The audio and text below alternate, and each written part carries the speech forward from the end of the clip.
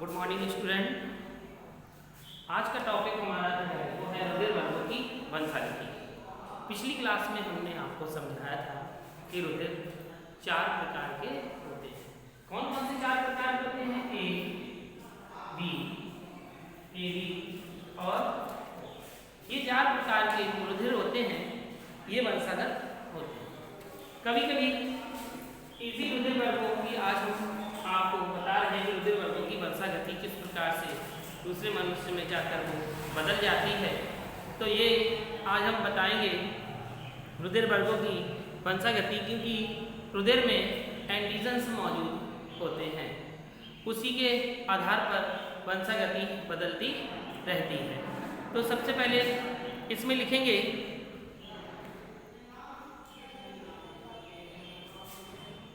रुधिर वर्गों की खोज। रुधिर वर्गों की खोज लैंडस्टीनर ने की थी। रुधिर वर्गों की खोज लैंडस्टीनर ने की थी। मनुष्य में ए बी और ओ रुधिर वर्ग वंशागत बहुगुण होते हैं, जो इसके मुख्य उदाहरण हैं। वर्नस्टीन जो एक वैज्ञानिक थे, तो वर्नस्टीन के अनुसार ए बी ओ वर्नस्टीन के अनुसार ए बी ओ रुधिर वर्ग मनुष्य का एक आनुवांशिक लक्षण है। ए बी ओ मनुष्य का एक आनुवांशिक लक्षण है जो संतानों में मेंडल के नियमों के अनुसार माता पिता से प्राप्त जीन के आधार पर विकसित होते हैं। जो माता पिता के अनुसार जीन के आधार पर विकसित होते हैं। अगली लाइन से लिखेंगे इन जीनों की वंशागति दो नहीं बल्कि तीन तुलनात्मक लक्षणों के जीन पर निर्भर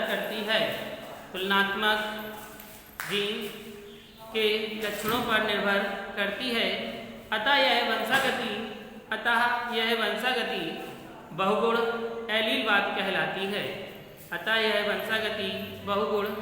एलीलवाद कहलाती है।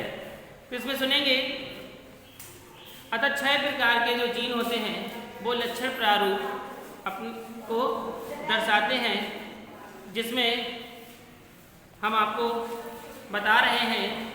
जैसे रुधिर वर्ग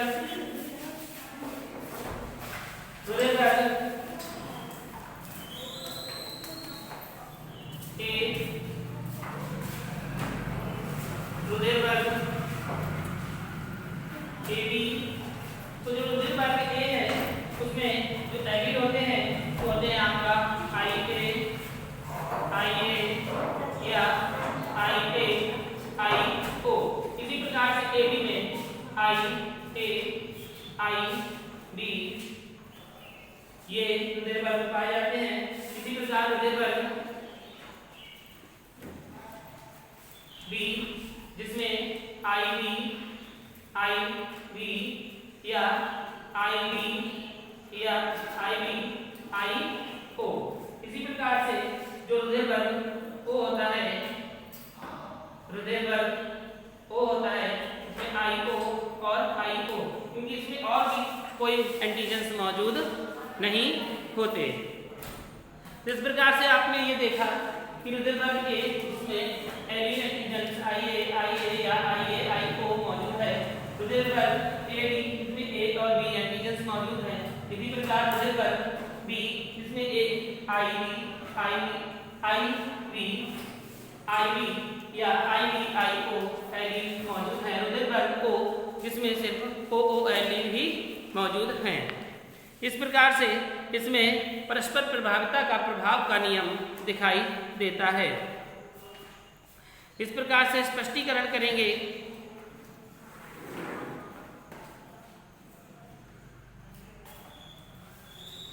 जिस प्रकार से स्पष्टीकरण है, एक प्रश्न है,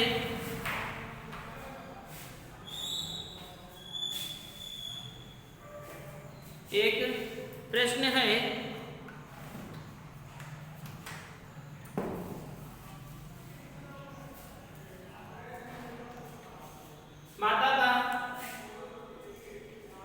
हृदय वर्ग ए, पिता का हृदय वर्ग बी। माता का हृदय वर्ग ए, पिता का हृदय वर्ग बी। तो जो संभावना इसमें होगी संतान की वह क्या होगी? तो देखेंगे जो प्रथम संभावना है यानी कि फर्स्ट संभावना क्या होगी?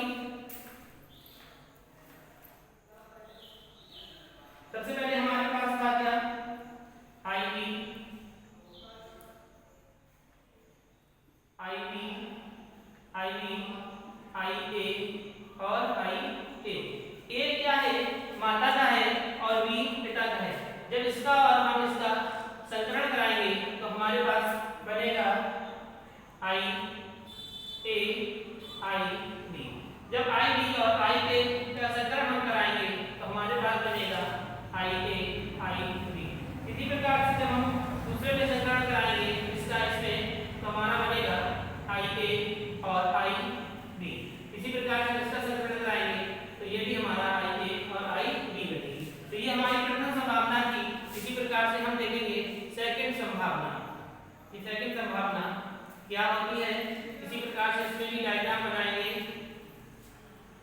और देखेंगे जो प्रथम संभावना थी, तृतीय संभावना, ये पिता के शुक्राणु थे, ये पिता था और ये माता थी। माता के अंडाणु, पिता के शुक्राणु। इसी प्रकार से यहाँ पर पिता के शुक्राणु और यहाँ माता के अंडाणु। तो यहाँ पर देखेंगे, यहाँ पर है आई ओ और यहाँ पर है आई बी, आई ओ और आई बी, और यहाँ पर है आई ए आई ए। जब हम आई बी का आई के साथ कराएंगे तो यहाँ पर आई ए आई बी बनेगा। आई बी का जब हम आई ए के साथ कराएंगे तो आई ए आई बी बनेगा। इसी प्रकार आई ओ का कराएंगे तो यहाँ पर हमारा आई ए आई ओ। इसी प्रकार आई ओ का कराएंगे तो आई ए और आई ओ। तो इस प्रकार से ये हमारा बना। तो हृदय वर्ग में जो सभी संतानें बेहतर रखी थी ए बी, तो सभी संतानें ए बी। आपने यहाँ पर देखा कि A B A B A B A B, इसमें सभी संतानें कैसी हैं? ए बी और ए, ए बी ए और ओ। तो इसमें संतानें जो 50% हैं वो कैसी हैं? ए है, और जो 50% हैं वह कैसी हैं? बी है। तो इस प्रकार से भी लिख सकते हैं 50% बराबर ए बी और 50% बराबर ए।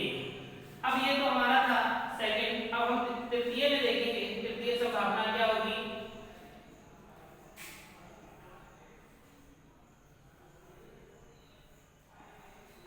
तृतीय संभावना में भी इसी प्रकार से हम ले लेते हैं। यहाँ पर हम लेते हैं आई बी और यहाँ पर लेते हैं आई ओ। अब यहाँ पर हम देखेंगे जब इनका हम संकरण कराएंगे तो यहाँ पर बनेगा हमारा आई ए आई बी और यहाँ पर आई ए आई ओ। यहाँ पर होगा हमारा आई बी आई ओ और यहाँ पर होगा हमारा आई बी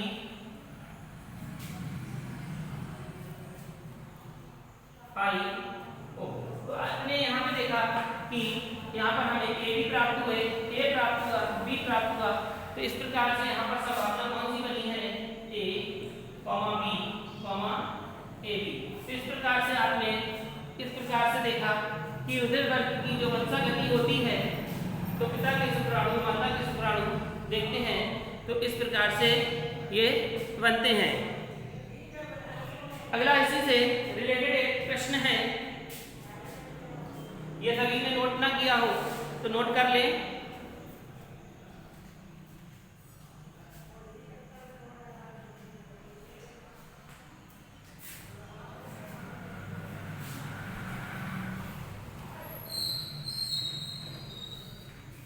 इसी से एक प्रश्न है,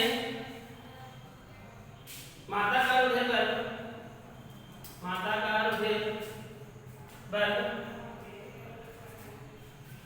AB है और पिता का रुधिर वर्ग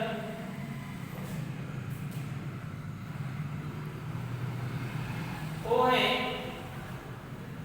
तो संतानों में रुधिर वर्ग क्या होगा?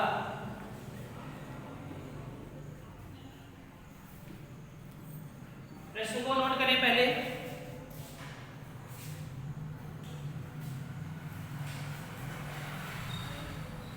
और यहां पर उसी तरीके से डायग्राम बनाएं और यहां पर लिखें पिता के शुक्राणु, माता के अंडाणु। यहाँ पर पिता क्या है? पिता का रुधिर वर्ग O है, I O, और माता का रुधिर वर्ग KB है, तो यहाँ पर IA और IB ये लिखा आपने। जब माता और पिता का हम संकरण कराएंगे IO और IA, तो यहाँ पर हमारा प्राप्त होगा IA, IO। इसी प्रकार IO का IB में संकरण कराएंगे तो IB, IO। O का संकरण कराएंगे तो IA, IO, IB, IO। तो ये देखिए आपका क्या प्राप्त हुआ। तो इसमें से A, B, D, तो इसमें से 50% A वर्ग और 50% B वर्ग की संतानें प्राप्त हुई। इसी तरीके से आपके और भी प्रश्न हैं, नोट करेंगे।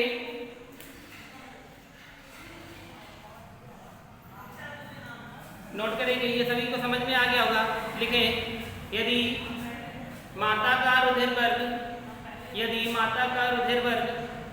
A है, यदि माता का रुधिर वर्ग A है और पिता का रुधिर वर्ग O है और पिता का रुधिर वर्ग O है, तो संतानों का रुधिर वर्ग क्या होगा?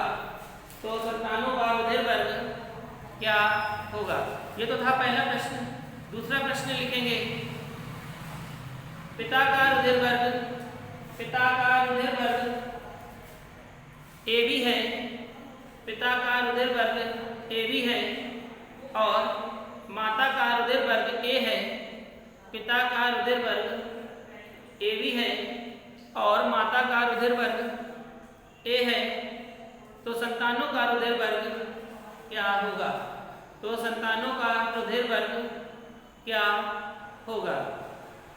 इस प्रश्न को हम दोबारा घुमा के भी पूछ सकते हैं कि संतान में AB ग्रुप पाया गया, संतान में AB ग्रुप पाया गया, तो उनके माता पिता में रक्त की वंशागति क्या होगी? तो उनके माता पिता के रुधिर का ग्रुप क्या होगा? तो ये आपका प्रश्न हो गया। इस प्रश्न के बाद एक हम आपको सारणी समझा रहे हैं, उसे नोट कर लेंगे।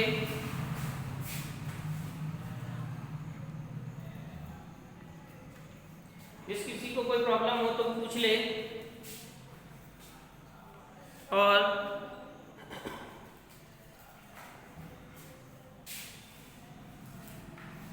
दो प्रश्न और लिख लें।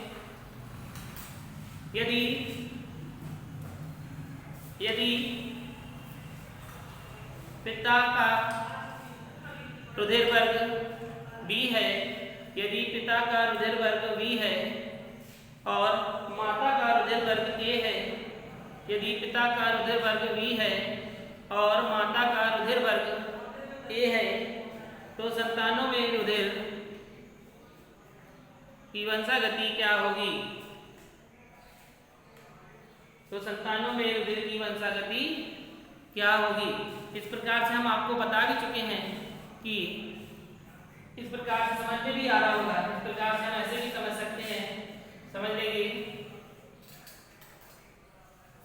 जैसे मान लीजिए यहाँ पर हमारा पिता है A और माता है B। पिता है A और माता है B, तो हम यहाँ पर लिख लेंगे A IA और यहाँ पर माता है IB IB। जब इसका संकरण हमने आपको बताया था कि द्विसंकरण जब कराया था तो इसी तरीके से हमने आपको सिखाया था। तो पिता का A, जब इससे हम संकरण कराएंगे तो IA और IB। इसी प्रकार से हम इसका कराएंगे IA IB, इसका हम इससे कराएंगे IA IB IA IB। तो यहाँ पर आपने देखा कि हमें A की संतानें प्राप्त हुई, तो यहाँ पर संतानें क्या होगी, संतानें बराबर AB। इसी प्रकार से आप समझ सकते हैं, इसमें भी हम आपको समझा दे रहे हैं।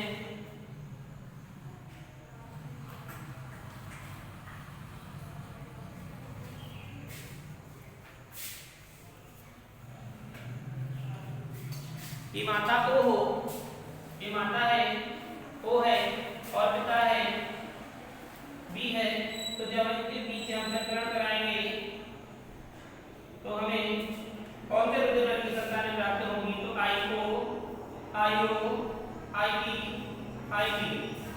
IO का IB के साथ हमने कराया तो IO IB IO IB IO IB IO IB। तो यहाँ पर हमें 50%